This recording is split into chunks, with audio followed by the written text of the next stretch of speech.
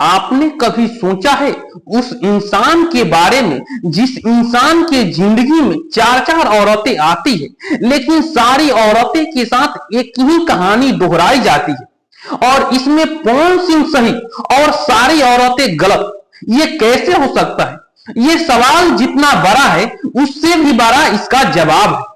अगर मामला पवन सिंह और ज्योति सिंह का होता तो समझ में आता है, लेकिन गलती केवल पवन सिंह का नहीं है, ज्योति सिंह का भी है। इस वीडियो में पूरा बताएंगे, लेकिन पहले शुरू करते हैं ज्योति सिंह और पवन सिंह।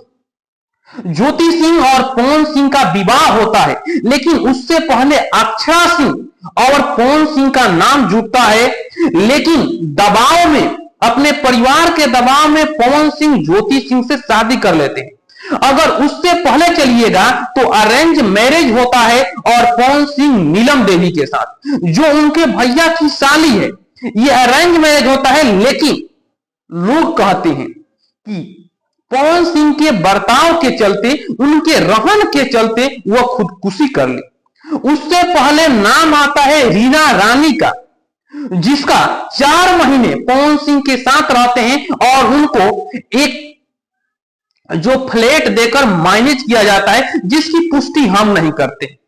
और आप देखिए, पवन सिंह और ज्योति सिंह की शादी होता है, 7 साल शादी की हो गई, उनके मामला केस कोर्ट में चल रहा है और उसके बाद पवन सिंह को बदनाम करने के लिए, अगर मामला कोर्ट में चला है तो ज्योति सिंह को क्यों लखनऊ के फ्लैट पर जाती है, सोशल मीडिया पर वीडियो बनाती है और वह डाल देती है और वहां पर पवन सिंह की छवि खराब हो जाता है।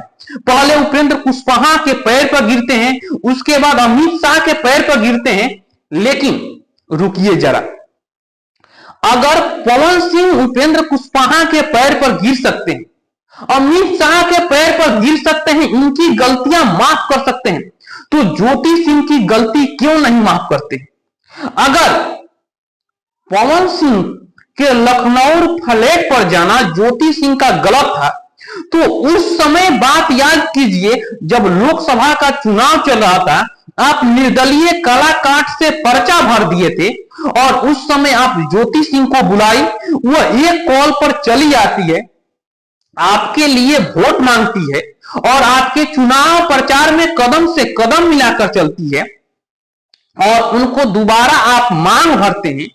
फिर ये कहां की सच्चाई है कि आप फिर किसी के जिंदगी में जाए और जिंदगी तबाह कर दे? तो इसका यही निष्कर्ष निकलता है कि कौन सही है कौन गलत है। पवन सिंह और ज्योति सिंह के मामले में ये तो अभी तक समझ में नहीं आया, क्योंकि देखिए, पवन सिंह को टिकट मिलना था, वहां ज्योति सिंह जाती है और राजनीतिक दबाव के कारण वहां ड्रामा खड़ा करती है, पवन सिंह को टिकट नहीं मिलता है। इसका नुकसान जो है ज्योति सिंह का भी होता है। उनका बात पहले आरजेडी से चल रहा था, आरजेडी के संपर्क में थी, लेकिन उनसे बात नहीं बना और हाई वोल्टेज पॉलिटिकल ड्रामा होता है। उसके बाद जंसुराज के पास जाती है, लेकिन वहां पर भी बात नहीं बनता है और उसके बाद वह निर्दलीय काराकाट से चुनाव लड़ती है।